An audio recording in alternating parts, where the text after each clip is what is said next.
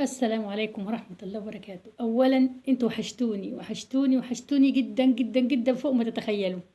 أسفة أوي أسفة أوي إن أنا قطعت معاكم الفترة دي. آه، بس كان عندي حاجة يعني يا جماعة، إن شاء الله فيما بعد أنا هقولها لكم. حاجة حلوة أوي أوي أوي أوي أوي، يعني الحمد لله. اولا شكرا ليكم وعلى الرسائل اللي جاتني كتير قوي على الواتساب والناس الحلوه اللي كلمتني وتاخرت ليه ومش اتاخرت ليه والكلام ده كله. وشكر خاص بقى للناس اللي هي يعني اتصلت بيا على اما عملت الحلقه بتاع سوره البقره، وقالوا لي بتقولوا لي سوره البقره غيرت حياتنا. والله العظيم يا جماعه ناس اتصلت بي بقت تقول لي كلام انا ما بقتش يا جماعه، لا اله الا الله، ده ربنا اللي منزلها، بس يمكن يعلي سبب ليكم. اللي تقول لك انا قراتها 3 ايام، بقت افتح الشباك الاقي الحمام جاي على اوضه النوم بتاعتي، واللي وتقول مش عارفه ايه، واللي تقول لك والله العظيم الرزق ما بقت عارفه اوديه فين. كلام كده يا جماعه يا جماعه. انا قلت لكم ربنا ما بيجربش، بس احنا ايه، الناس عشان ملهيه وظروف الحياه والدنيا ومش عارفه، قلنا نجرب نمشي في طريق الله.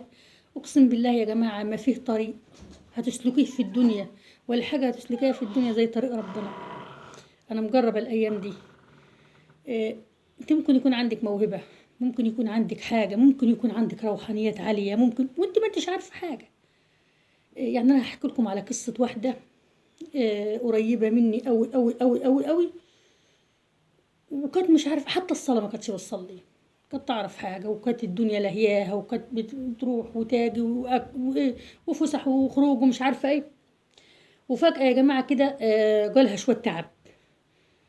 نروح للدكاترة ما نروحش للدكاترة، الدكاترة يقولوا ما عندهاش حاجة مش عارفة ايه، قالوا ايه نجرب شيخ. رحنا لحد محترم، يعني راجل محترم وراجل كويس، يعني ربنا يعني يصلح حاله. ونحتسبه ان شاء الله على خير. المهم الشيخ ده بمجرد ما جبناه، يعني هي تعتبر زي اختي. اول ما شافها، طبعا هو ماليش علاقة بقى بالاسحر ولا بالدنيا دي ولا بالحاجات دي كلها، هو قرآن بس ليه في القرآن.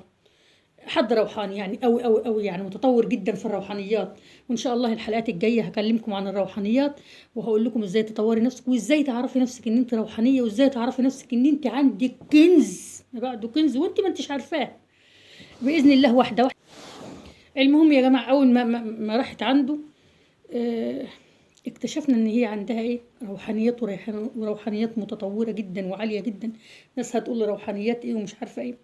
في ناس يا جماعه بتبقى ايه، قلبها شفاف، قلبها نضيف، طيبة زيادة عن اللزوم. مع ان الناس الايام دي يقول لك على الطيب، الطيب في الزمن ده بيقولوا عليه، يعني مش عاوزين نقول عبيط ضعيف. هي طيبة قوي قوي، بس حظها في الدنيا يعني مش قليل. مرت بابتلاءات كتيرة، فهي يعني الحمد لله يعني. المهم يا جماعة دلوقتي ما كانتش تعرف ان هي عندها روحانيات، ما كانتش تعرف ان هي عندها، ان ربنا اختارها واصطفاها بيديها الابتلاء ده كله عشان خاطر هي وتعبت وعملت ده كله عشان تروح للانسان ده بالذات، ويعرفها ان هي عندها روحانيات. زي ما اقول لكم ان شاء الله الحلقات الجايه هقول لكم يعني ايه روحانيات، وازاي تعرفي نفسك عندك روحانيات ولا لا. لو كان عندك بقى روحانيات، تبقى كنوز الدنيا والدنيا اتفتحت لك، كنوز السماء وكنوز الارض اتفتحت لك كلها قدام عينك، من غير لا تعب ما تعب ولا اي حاجه خالص. آه، انا دلوقتي وانا بعمل الفيديو حاسه الطاقات حلوه قوي معايا، حاسه ان في ناس فعلا هنا عندهم يعني فيهم حاجات حلوه.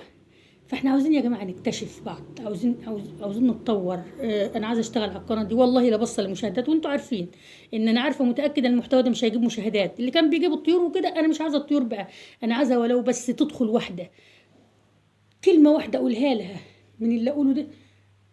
زي ما الناس اتصلت بقولت لي سورة البقرة غيرت حياتنا والتزموا دلوقتي يا جماعة التزام كلي.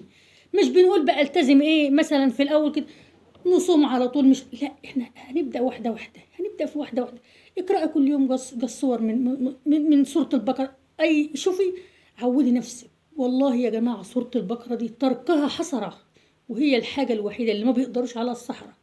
سحر مش هيبقى فيه سحر في بيتك، زعل مش هيبقى في ولادك، مش واقسم بالله يا جماعه ولادك لو اشقية فيهم ما تتخيلي، هيبقوا عباره عن بلسم. والله جوزك ده لو شوفي لو جلاد وقرأتي سورة البقرة ما هتكملي 3 أيام، يا ريت تقدر تقرأها كل يوم.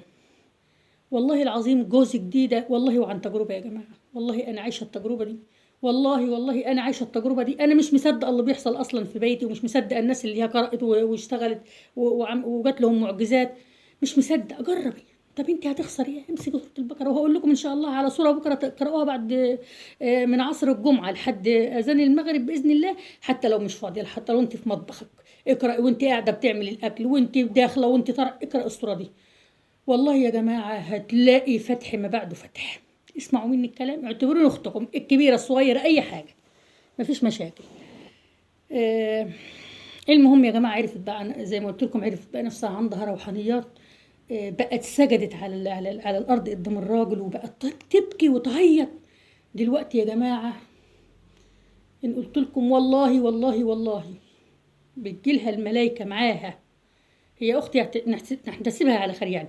الملايكه بتبقى معاها في الاوضه، هي بتحكي لي، المفروض ما تحكيش اصلا، وبتشوف روحانيات وبتشوف حاجات وبتشوف معجزات. وبقت حياتها دلوقتي 10 ايام بس، ما كملش ال10 ايام، حياتها دلوقتي بقت اسعد حياه في الدنيا. وهي بتجري لها سنين على الفلوس وعلى المال، وتجيب ده يروح ده يروح وده يروح، ومفيش بركه ومش عارفه ايه.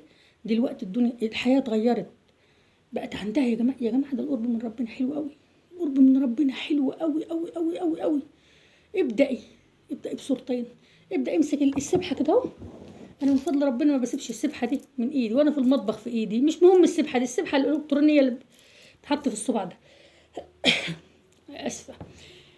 طرف ما انت قاعدة امسكيها، سبحي، استغفري، صلي على النبي. ده الصلاة على النبي بتحضر جنبك الارواح. والله يا جماعة أقسم بالله أنا ساعات بطبخ ولا بدخل أعمل حاجة في المطبخ، إن أنا بحس 5 إيدان بيشتغلوا معايا. أنا كنت بروق البيت في اليوم 5 6 مرات. والله دلوقتي ممكن مرة كل أسبوع، وأروق البيت ملقاش حق، البيت رايق، مش بروق فيه إيه.